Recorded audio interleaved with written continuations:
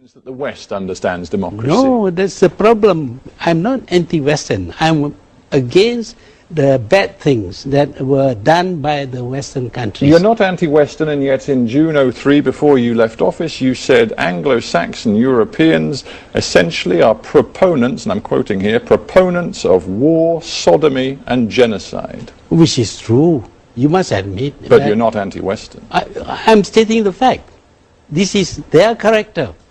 And I will continue to say so. So when you come here you sit in the Hard Talk studio in the heart of London, you regard yourself, do you, as in one of the headquarters of war, sodomy and genocide? Well, I come here, of course, expecting to be lambasted by you because that is the way you work.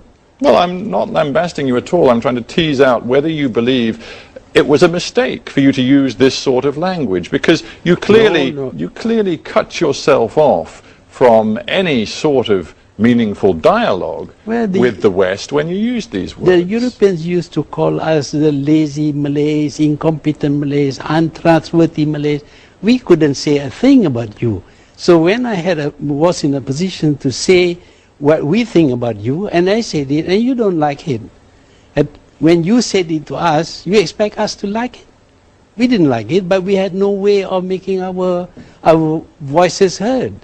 I'm just wondering how you feel about democracy. Of course, in the world since 9/11, the United States and a coalition of partners led by the United Kingdom have talked a lot about spreading democracy. Do you believe in democracy? If you look at the history of the West, they come up with all kinds of ideologies. They use it for some time and then they found it defective and they drop it and start on another. One day they are going to forget about democracy, because in some countries democracy actually ended up with anarchy, and there were practically no governments. It's not a system that can fit everybody. You must have a certain understanding of the limitations of democracy in order to make it work. Is that why you were not a Democrat? Why you in the end did behave like a dictator?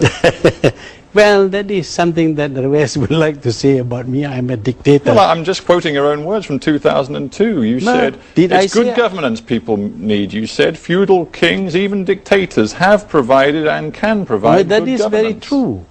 That is very true. So why disguise your real feelings? Why not just say to me, yes? The great civilizations of the past did not have democracies, and yet they became great. It's not necessary that the system will work for everybody. But if you have a bad leader, even the democratic system would fail. You must remember that it is a democratic country which dropped atom bombs, killing 200,000 people. How do you think the Malaysian public will respond to you saying, look, you know what, democracy isn't the best system, and in fact dictatorship can often work better? I went through 5 elections, and I won all the elections with a 2/3 without a majority. free press, locking up many of your opponents. That you go again about locking up many of my opponents. Who were they?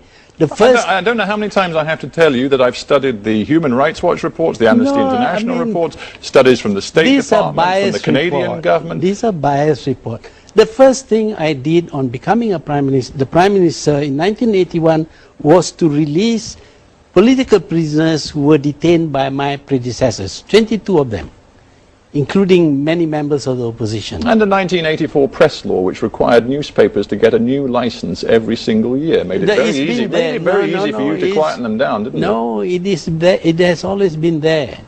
The press law has been there because you we live in a country. You know you did. Oh no, I didn't. I didn't do that. But I don't know where you get your information from. But the fact is that we have a multiracial country.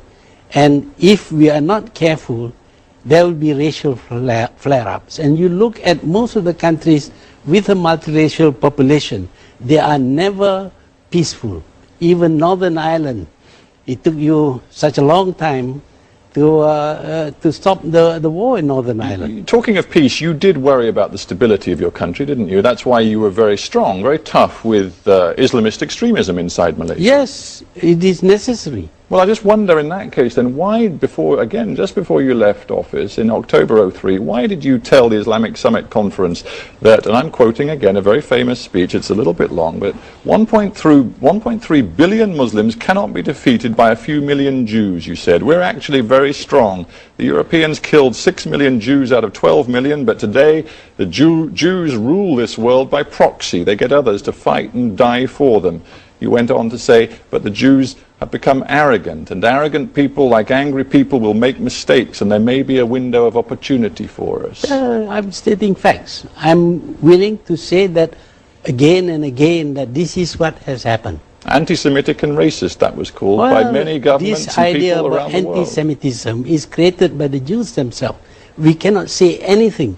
In fact, journalists have been arrested for saying something against the Holocaust and jailed for 3 years. Where is the freedom of press? So those words I quoted, in your view, are not anti-Semitic? No, they are not anti-Semitic. I'm just quoting facts.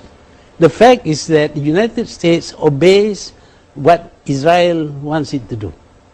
You call them facts. Let's leave that aside for a moment. I'm trying to understand your logic. Here you are, a man who says that your own country is potentially destabilized by Islamic extremism, and then you go out in an Islamic conference and you use words which could have been used by Osama bin Laden. There's no contradiction.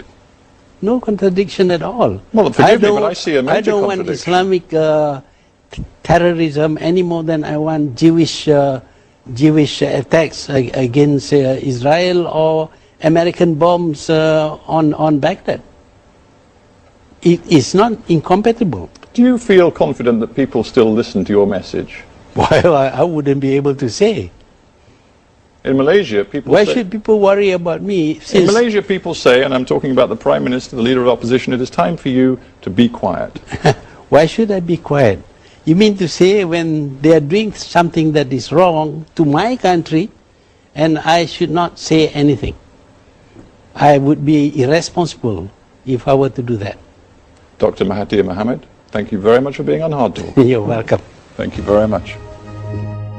Perjuangan kita belum selesai kerana hanya yang cekal dan tabah dapat membina mercu anda